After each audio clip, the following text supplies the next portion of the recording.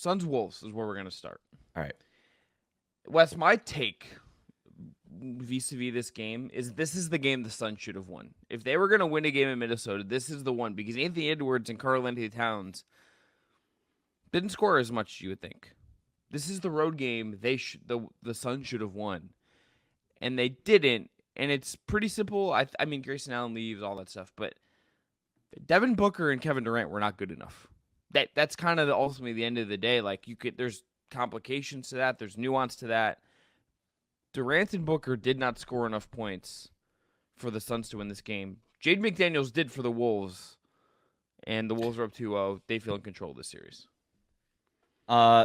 There's a lot going wrong with Phoenix right now. This whole idea of, all right, we've got the stars, we have the roster, we spent the money, we're going to tread water in the regular season. Let's just make sure we get into the playoffs. Oh, let's throw a parade. We stayed out of the play-in tournament. We're in the playoffs as the 6th seed. Now we're taking on a Minnesota team whose number we pretty much had in the regular season, and it was sort of the fakest having of a number that I could remember. Nobody felt like, okay, the Suns beat the Timberwolves in the regular season handedly. They'll probably do it again in the playoffs. This, to me, you and I and Brendan, we did our predictions before the playoffs, and this was the one I had the hardest time with, was this series. And I think I ended up going with Phoenix only because I ended up going with the star power. And the one thing that I thought would be there, the star power, hasn't necessarily been there. And if anything, Anthony Edwards has put those stars in a dark room and taking all of their light. He's taken everything from them. And even on a night when Anthony Edwards wasn't playing well, it still felt like he was making an impact that was like an outsized impact given his final box score. Whereas even with Kevin Durant scoring 18 points, that felt like 10 points more than I remember. I don't remember a single Kevin Durant basket from that game. And Beal was good in the first game, wasn't good in the second. It wasn't good in this one. Devin Booker has been sort of solid, but not good enough. And I just don't, and you don't have role players. I know Grayson Allen left early in this game with an ankle injury, but you don't really have the infrastructure of a role player being able to step up. Even Aaron Gordon chipping in 15 points off the bench just isn't going to be enough. Whereas Minnesota is so complete and has an identity. They know what they want to do every single night. Defensively, there's just a water level that they get to, baseline, that Phoenix, I don't know, has ever gotten to consistently all season long. And then if you layer on top of that a 25-point game from Jaden McDaniels and all 5 starters scoring in double digits, that can be enough to win a game that was sort of in the mud, 105-93. If at the end of the day, if Minnesota holds Phoenix to less than 100 points, the Suns don't have a chance of winning a game in this series. And so the Suns just need to figure out how to score offensively, and you think that that would be the easy thing to do, and that just hasn't been the easy thing to do.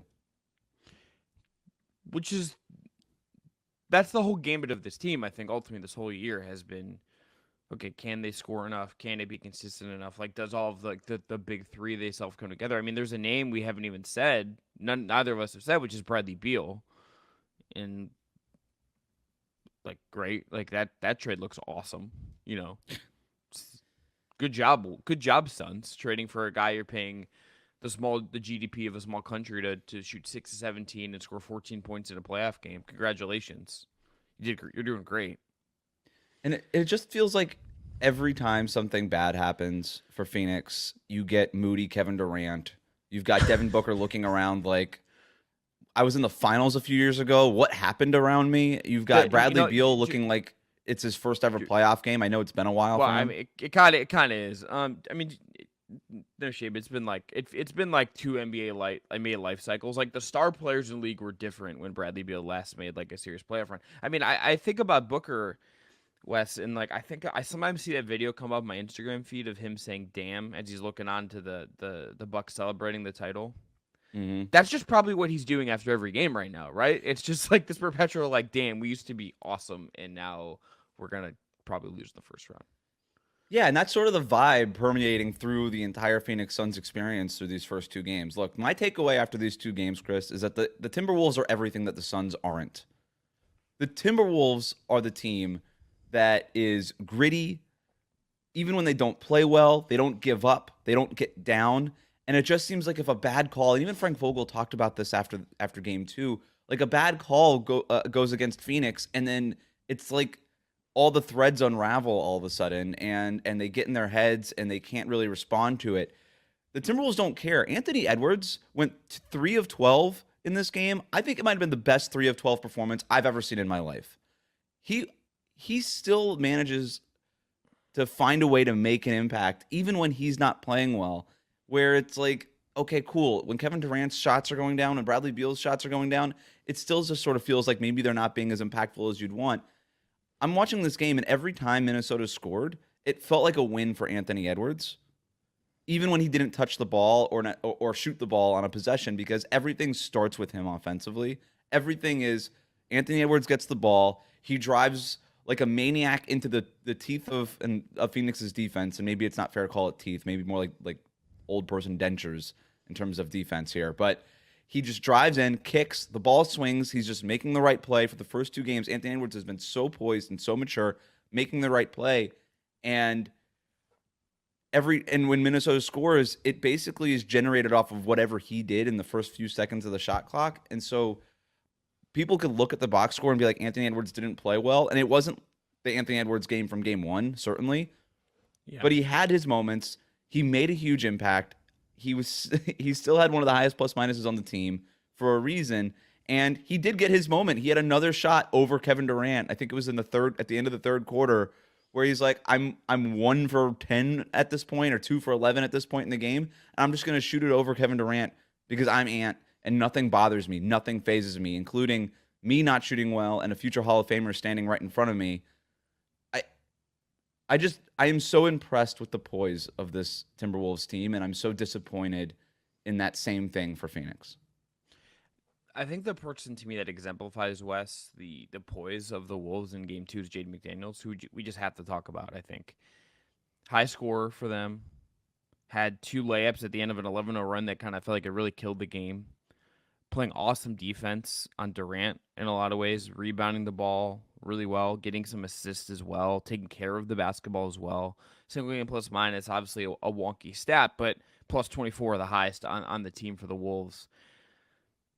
That guy is a great, like when Cat is slowed down or doesn't have it, none of that. When Ant, has an off shooting night, but is getting to the line and has other stuff going, and they just need someone else. And they just also need someone to defend. They have the big wing who can shoot and do some stuff on offense that every team in the league wants. Mm-hmm. Yes, Gobert provides the structure. Ant is the superstar. Mike Conley is insanely important to this team. There's all these other things you could look at. This team doesn't work unless you have a Jaden McDaniels. And this is the game that reminds you why. Because he's doing everything on both ends. This is a guy worth every dollar that he got as an extension. This is the kind of guy that really good playoff teams in the modern NBA I think often have. And this is one of those games that I could absolutely see Wes him saying in a week, yeah, that game, the way I played against Phoenix, the way I played against Durant, that buoyed me as we make whatever run we're going to get here for Minnesota. And he's there because he didn't punch a wall, right? And that's again going into the growth of this Timberwolves team. Yes. He's staying in the game. He's not getting frustrated. If there was one guy who used to get frustrated, it was Jaden McDaniels. Rudy Gobert used to get frustrated on the court quite a bit. Karl-Anthony Towns, because he was sort of the 1A superstar on this Timberwolves team for so long, would just get kind of coaxed into making mistakes late in games. But Cat doesn't have to be that guy anymore. So the risk profile of him basically making a mistake that costs the team late in the game lessens because the ball is in Anthony Edwards' hands. Rudy Gobert has gone into a dark room with Aaron Rodgers for 3 weeks or whatever it was, and I guess he's found himself. Jaden McDaniels learned the lesson from last year and is having a great series so far for Minnesota this year. So the growth for a young team has been, to me, the storyline of this series. Any final thoughts on Wolves Suns? I mean, this series will come up again later when we play a game, West. So there's a part of it, the obvious question is probably, do the Suns have a chance to come back? We're gonna get to that, but is there anything else from game 2 from the series that you are interested in, or you feel like we should shout out before we move on? I can't talk enough about Anthony Edwards. I think he's my favorite player in the NBA. Okay. I think I'm there. He's number one. I found myself, Chris, on the Adidas website last night, looking up Oh no. the Anthony Edwards not shoe. good. I'm like, I'm just gonna buy Oh. his shoe. I'm just gonna buy his shoe. And I'm still between. I don't know if I want to do black and teal or black and white. I'm sort of waffling. Oh, so you're actually going. You're going through with it. You're going through with this. You're gonna I gotta decide on the colorway I want. But yeah, I think I don't know. I don't really wear basketball shoes anymore. But I'm gonna start rocking them. Some sort of Anthony Edwards merchandise. I need it, even whether it's a T-shirt or something. But I am fully in on Anthony Edwards. His shot over Kevin Durant made me so happy, and it's not even like an anti-Kevin Durant thing. It's just there's guys who sort of use the math to their advantage, right? And then there's guys who capture your imagination. And I just think that Anthony Edwards goes past the math. Again, it doesn't matter that he's 3 for 12. He just captured the imagination. He's so much fun to watch. It doesn't even matter if he's shooting all that well. And he's so poised. He is so composed, and he's also still having fun out there. And he's my number one guy now. I'm all in. Yeah, we'll get to him again in another thing as well. I've used Anthony Edwards as a default answer for a question I'm gonna ask Wes that will get us to a very distinct place. So we'll get there. All right, Mavs Clippers. Mavs win game 2. I guess we should also just know this since Grayson Allen now hurt. They have no chance if Grayson Allen's like out the rest of the series with any injury. That's like done. Like they need that statement right there, Chris, might tell you everything you need to know and all the problems that the Suns have. And that's not even shade to Grayson Allen. He's a good player, but it's just it just speaks to their lack of depth and what they're not getting from their stars right now.